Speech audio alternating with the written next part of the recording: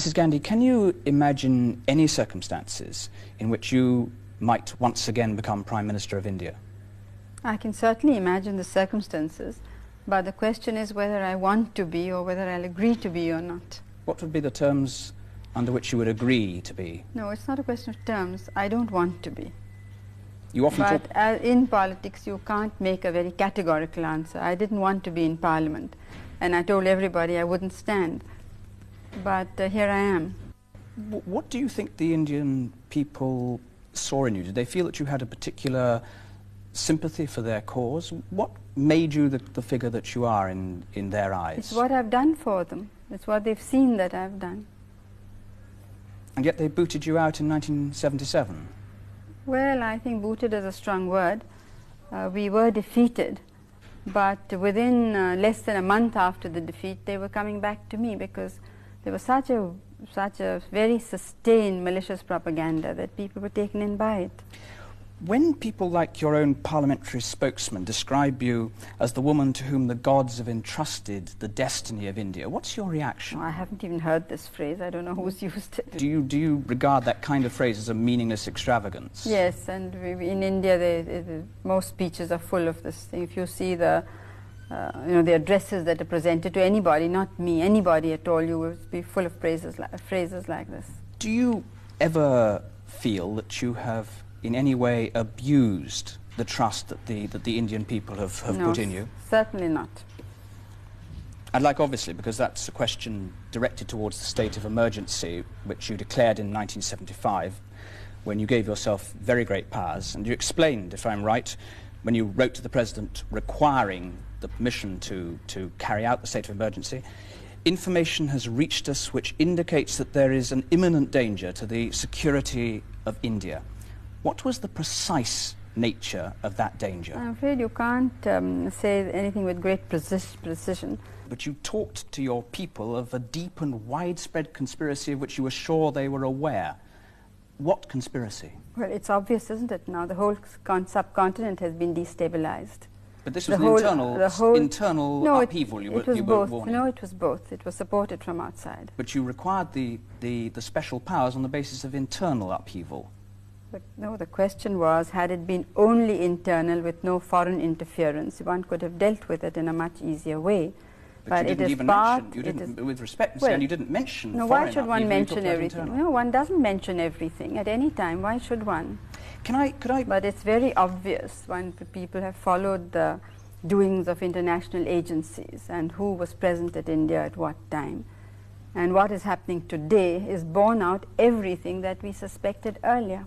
Can I put to you the findings of the Shah Commission, which was set up to inquire whether there were any cause to take you to court and have you condemned for excesses, abuses of power? In that report, they quote, on the basis for your requiring this emergency, no evidence whatsoever. Police reports, Home Ministry reports, your intelligence services had given you no evidence whatsoever. It is not true at all. What had they given you? What had they told you precisely? It's not a question they're telling me. I'm Prime Minister. I have the business to know. And all reports do not come through police. They come through other heads of other states and very many other agencies. But they also had given those reports. How did Justice Matthew know, for instance?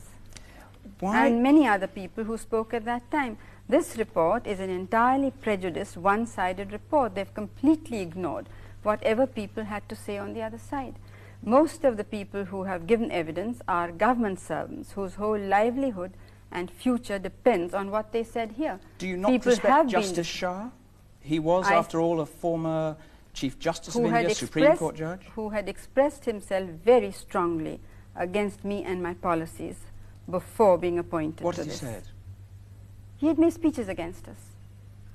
Recorded speeches against you? Well, not me personally, but against our policies.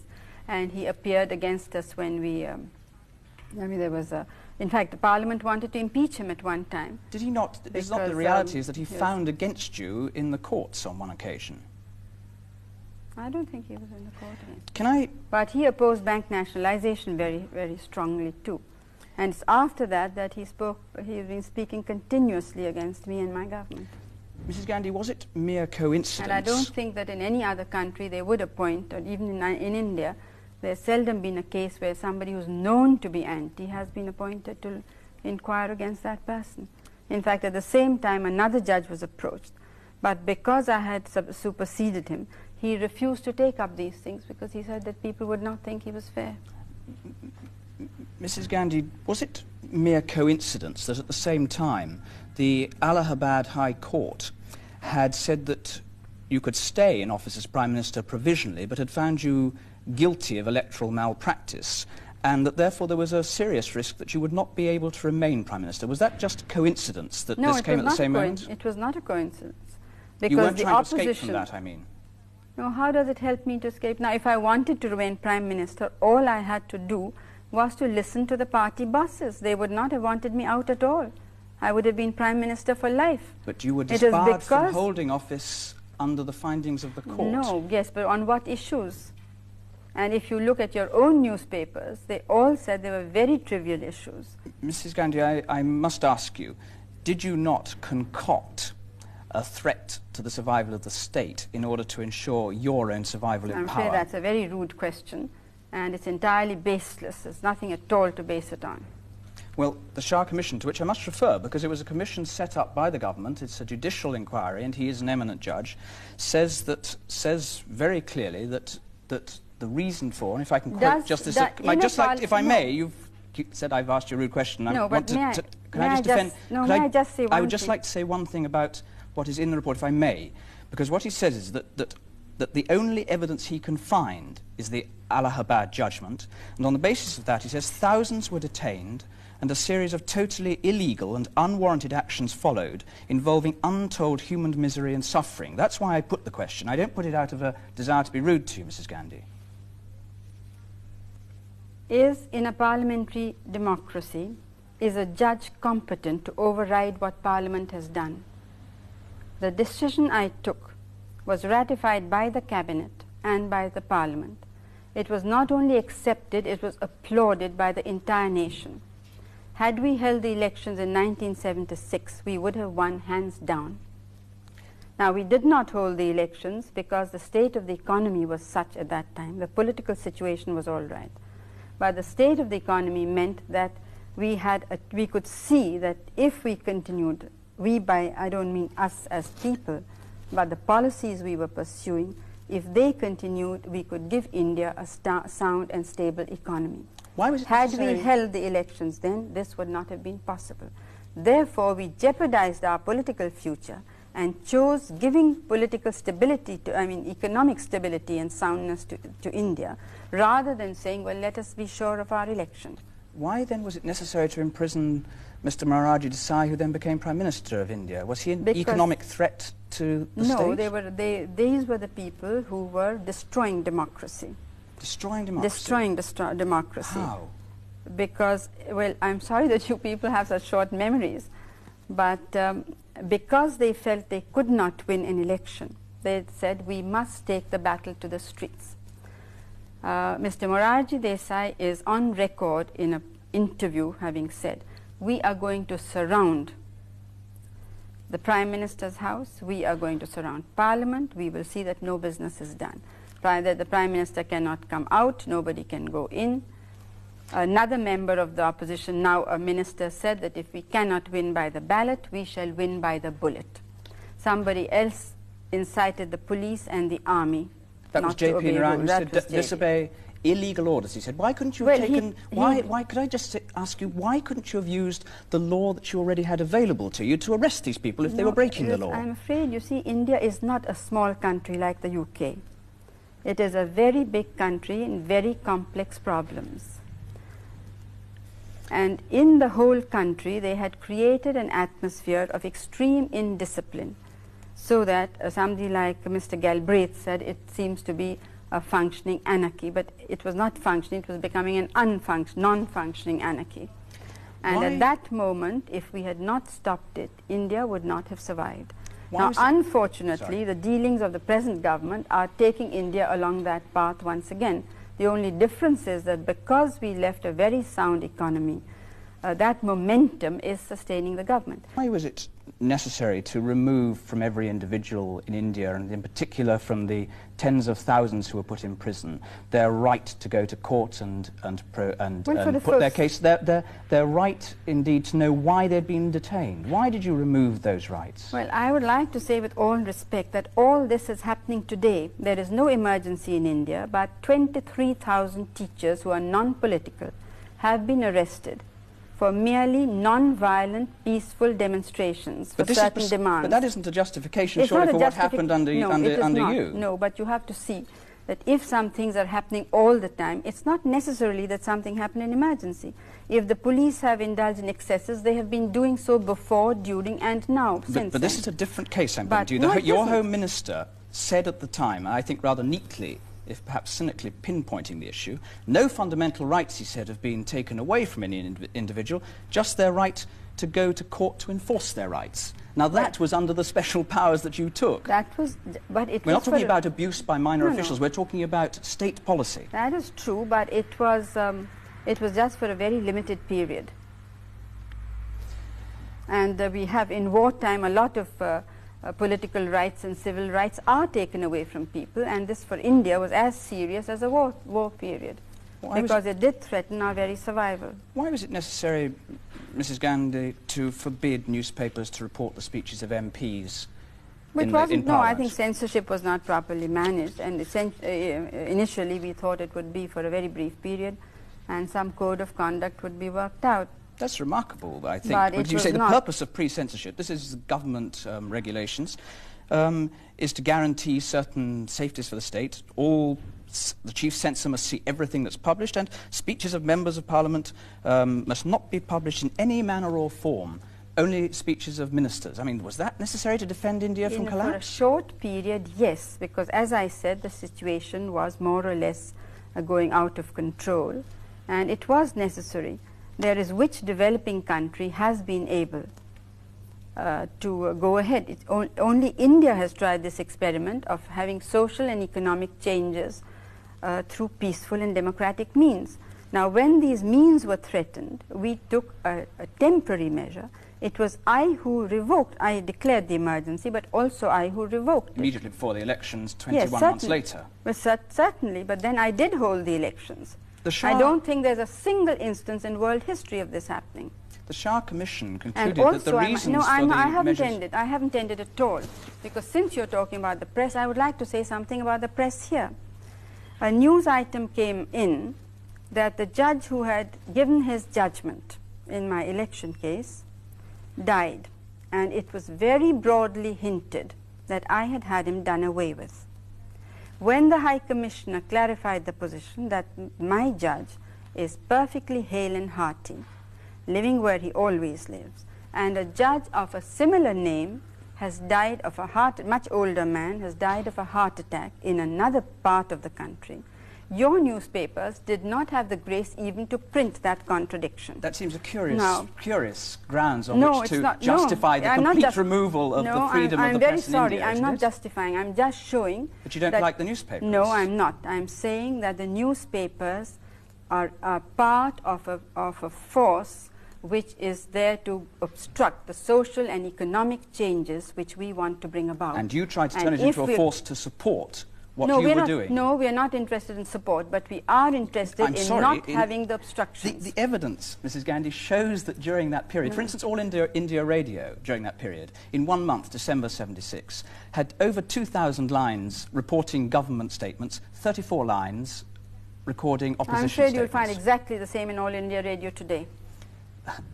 So this is just a frailty in any case of the freedom of the radio. Whether it is or not, I don't know, but it's no use picking out something out of context. This is what I'm trying to show. The Shah Commission said that the reasons for the measures taken against the media in general and the press in particular was to keep, and this is on the basis of the evidence put to him, was to keep the public in ignorance, to instill fear in them, thereby suppressing dissent in every form, individual, political, parliamentary, judicial.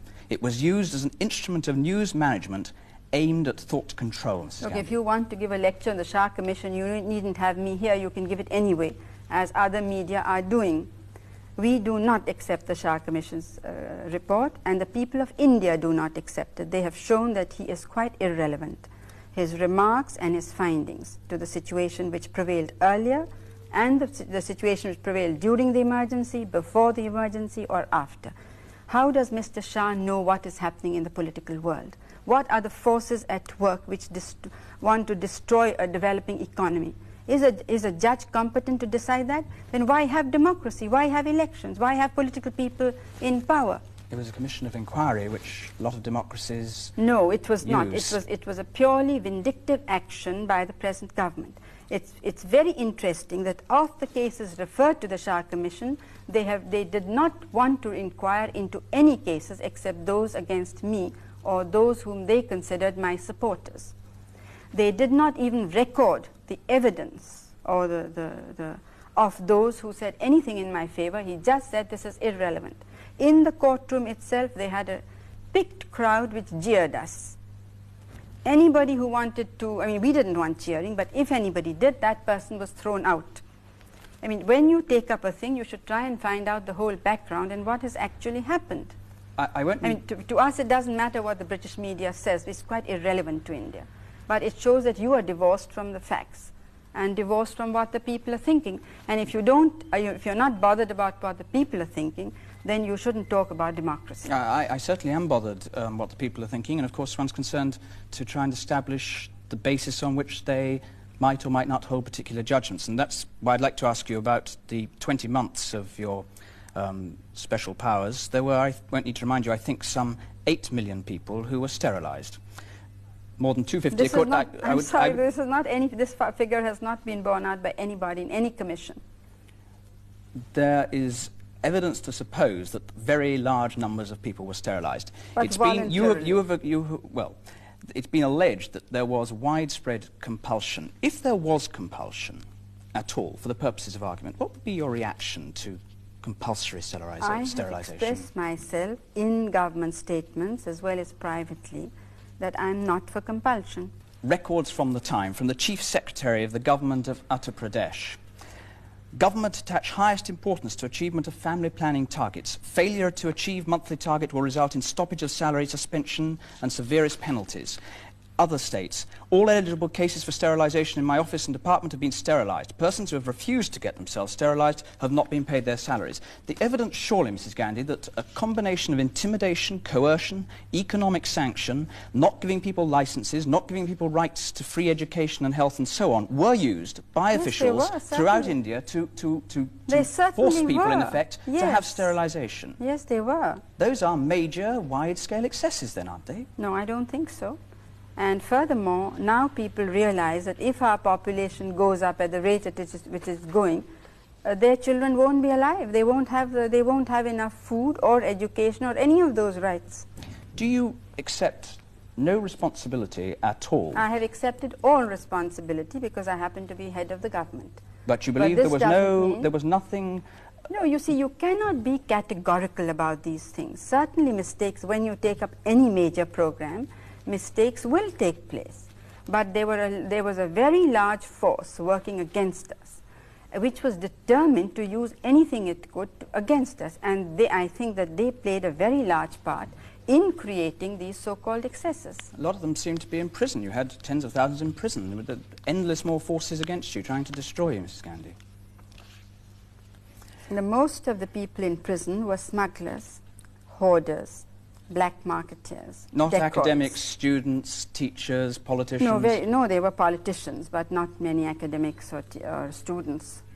Well, the evidence... Unless they were in the Naxalite movement or something like that.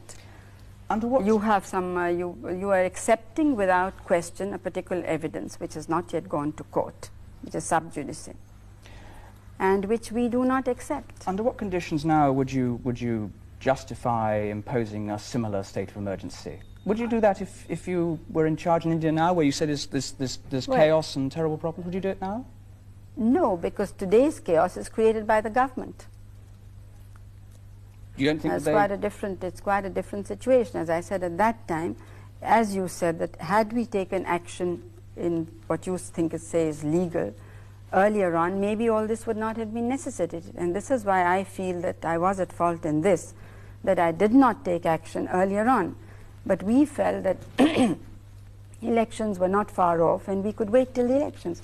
We didn't know that these people would precipitate the situation as they did. We knew that in elections we may or may not win. You don't rule out another state of emergency in India? No. As I'm saying today, there is a state of emergency. It is not legal, it is not constitutional, it doesn't have parliamentary sanction. But in every other way, there is a state of emergency. If Justice Mr. Shah says that the people are in fear, you have only to go and walk the streets of Delhi today, or Calcutta, or any city. And whereas at that time, only those who were in fear, who were doing something antisocial. But today, it is the common citizen, the poor man who's in fear. What then do you expect the future of India to be, Mrs. Gandhi? Well, the future of India is for us to decide, and we will fight it out in India. I don't think it's anybody else's business. You, of course, are soon going back to face criminal charges on the basis of the Shah Commission's allegations. On the basis of that evidence, I'm obliged to ask you, why would it not serve the interests of truth and justice for you to be found guilty? Because I'm not guilty.